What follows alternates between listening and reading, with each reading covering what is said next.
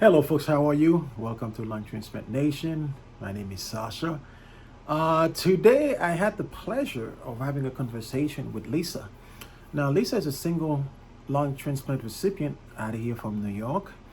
Um, she was transplanted at New York Presbyterian Columbia Hospital, which is the same hospital that I got transplanted. Today, what we did with Lisa is a little bit different. Most of the conversation, we focus on self-care, what to do before transplant and what to do post-transplant. And of course, she discussed what got her sick that she needed a transplant. So stick around, watch this wonderful conversation with Lisa, and I'll see you soon. Thank you. Good morning, folks. This is Sasha from Lung Transplant Nation. Today, I have a special guest with you. I have Lisa, a single lung transplant recipient. Back in 2013, she was diagnosed with CHP, and then that forced her to have a lung transplant. Today, we're going to talk to Lisa about self-care and how to manage pre and post-transplant. But I would let Lisa fill you in. Good morning, Lisa. How are you? I'm good, Sasha. Thank you for having me. How are you? I'm great, thank you. So why don't you tell us a little bit about yourself? I did mention that you had CHP. You can tell us if you like, a little bit about that from 2013 and what brought you to having a lung transplant. Okay. I'm Lisa. I'm a wife. I'm with my husband for 30 years. We have two sons. And I had put myself back through school and became a special education teacher of young adults, actually all ages, but at the time, young adults. And I couldn't breathe. I could not. And my students, my children, are elopers and they run right out of the room with no malintent, but I could not keep up. You couldn't catch up? And no, I could not catch up. And that's a problem. They could run right out into traffic. And I said, Lord, there is something seriously wrong. And I had been misdiagnosed so many times. And I said to the principal, I cannot in good conscience come back to work in this condition. I'm not a whiner. And that was red flags. When I said, I cannot, someone is going to get hurt. It's always about somebody else. It wasn't about me. Mm-hmm. It was about, I can't operate on such a dysfunctional level. I must be diagnosed.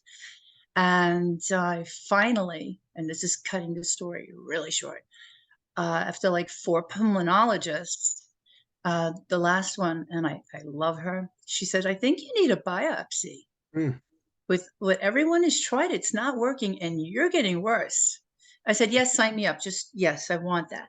And I went to New York Presbyterian and they gave me the biopsy. And on July 13th, 2013, and 1 week later, I was sat down and said, you have chronic hypersensitivity pneumonitis.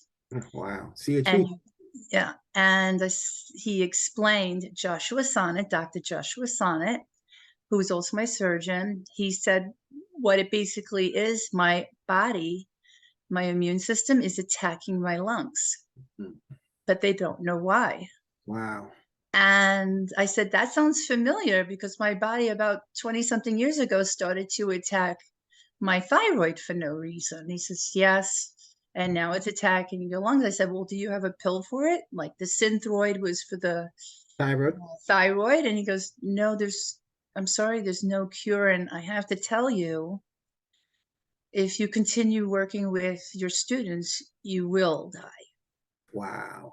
So in one fell swoop, I was told that I have an incurable disease, that I can't continue working, and I'm going to die. So I went, wow.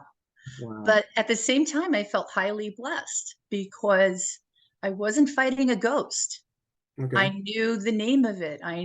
I said, well, there has to be something I can do. And then I was referred to the New York Presbyterian team, Dr. Arksoy. Yes. And then from there, we were told it was mandatory to go to the seminars. And it was from 2013 until 2021 that I kept going to these seminars, and it was the same seminars, but told by different people. I Sure. learned so much from the post-transplanted individuals who came to speak.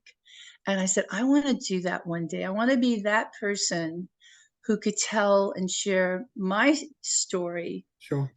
And so before we continue, Sasha, I just would like to make sure that everyone understands I'm not going to be preachy.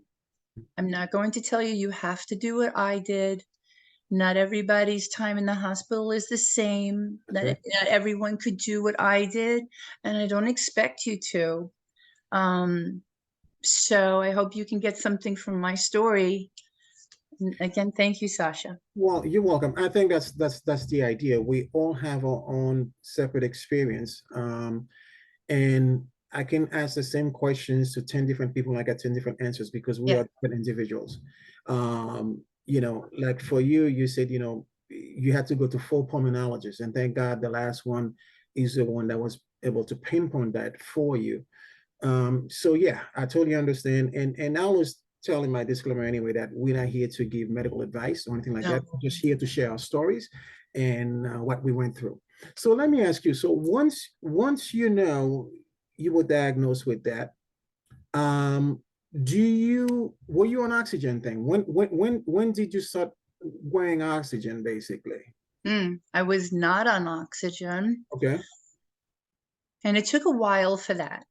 Mm-hmm. It took a while for the oxygen. I basically was being treated with prednisone, Mm-hmm. and I was so grateful for it because even though it made me extremely edgy, I could breathe, and you're like, oh, I could Yeah. take a full breath without coughing, Mm-hmm. and I could have a night's sleep. Mm-hmm. So it was that.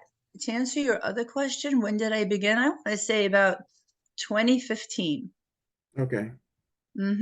And the other pulmonologist I had stayed with, so I had my team at NYP, Mm-hmm. and I also kept my pulmonologist on Long Island, which NYP wanted. Mm-hmm. And she said, you have to go to pulmonary rehab. And I said, but I have swollen lungs. Why would you want me to go to? I couldn't understand the concept. And everything to me is I have to understand. And she said, all you need to know is your quality of life will improve greatly by it. Yeah. And I said, I needed someone to talk to me that way. Mm-hmm. And I went, all right, I'll try. She said, there's a doctor on staff, there's a respiratory physiologist, I think it's called, respiratory therapist, Therapist. Uh-huh. exercise physiologist, and they will monitor you. You'll be on with a monitor, and Yes. you are covered. And so that whole fear aspect, well, what if, she goes, if you're going to drop, you want to drop there. Exactly. Exactly. No, I totally understand what you're saying because I did it myself. I did it twice a week before I was hospitalized. So I did it for about 9 months actually. And that Hmm. was a great deal because I wasn't on so much oxygen that I had like the big tank. When they see me, they give me the big tank. And sometimes, I had to have like a full face mask because I couldn't just do the nose one. The So non-rebreather. yeah, yeah. So, and I was doing like at the time 10, 12 just to get some exercise. So Hmm. that's totally important. Okay. I've been there. Mm. I've done that.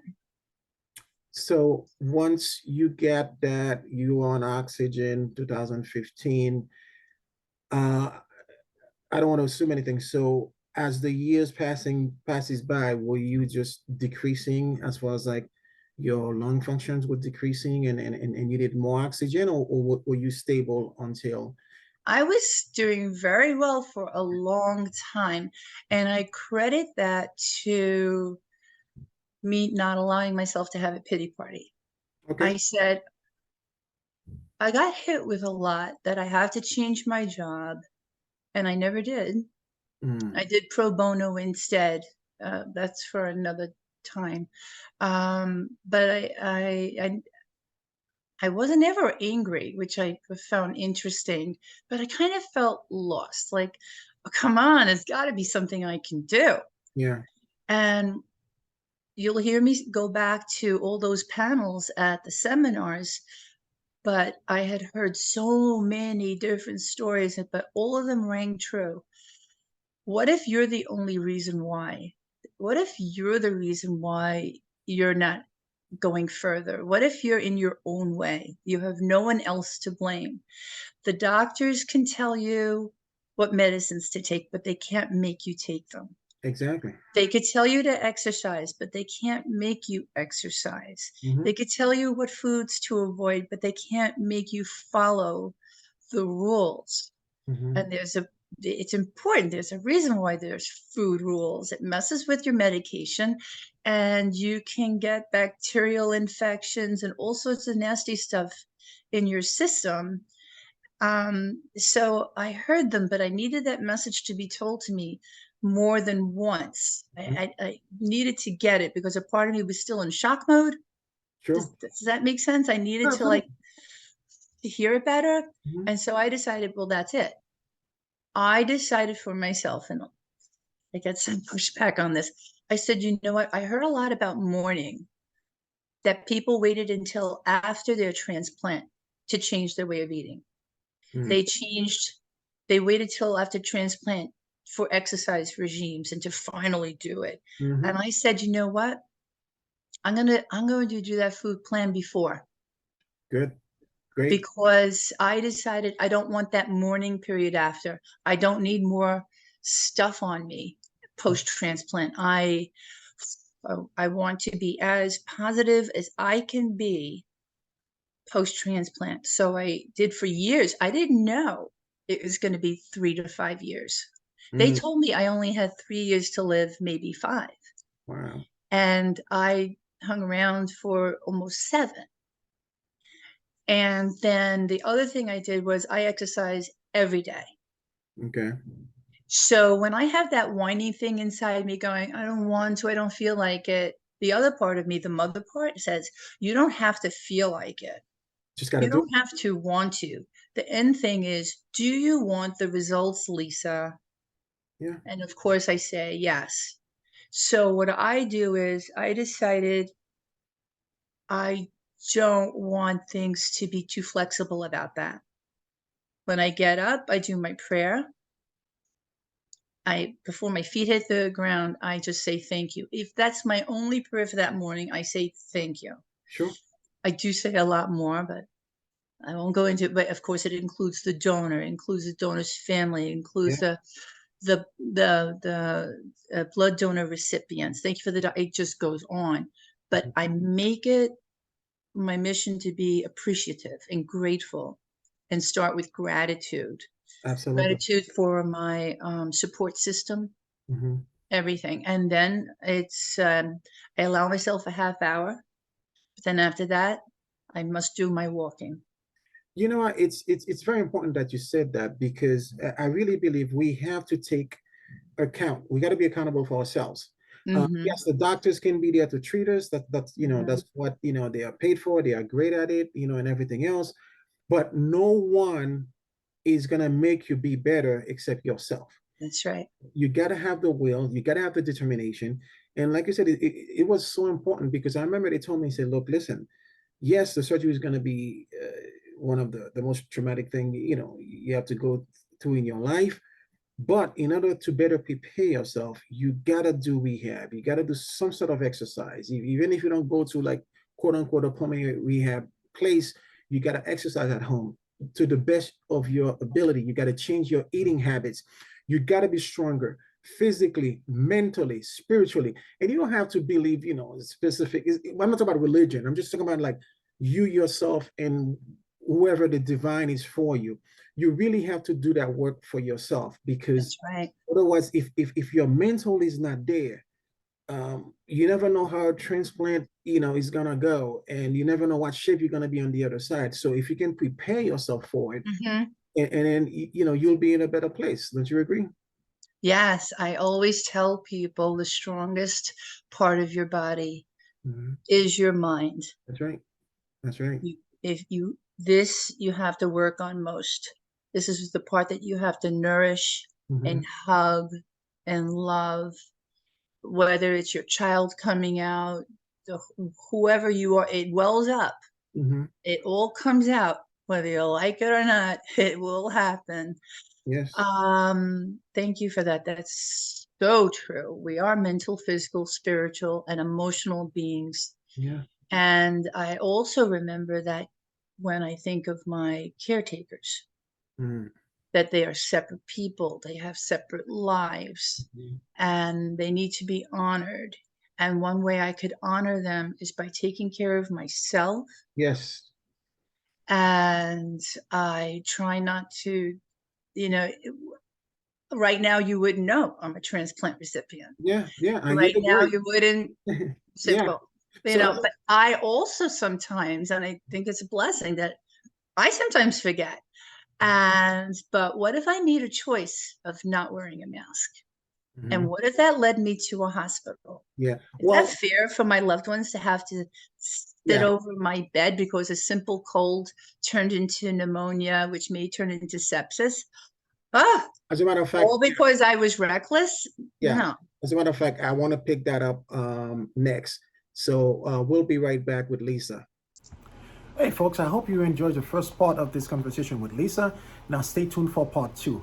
Please don't forget to like and subscribe at my Instagram page, Lung Transplant Nation, and also on YouTube, Lung Transplant Nation. Thank you so much. I'll see you soon.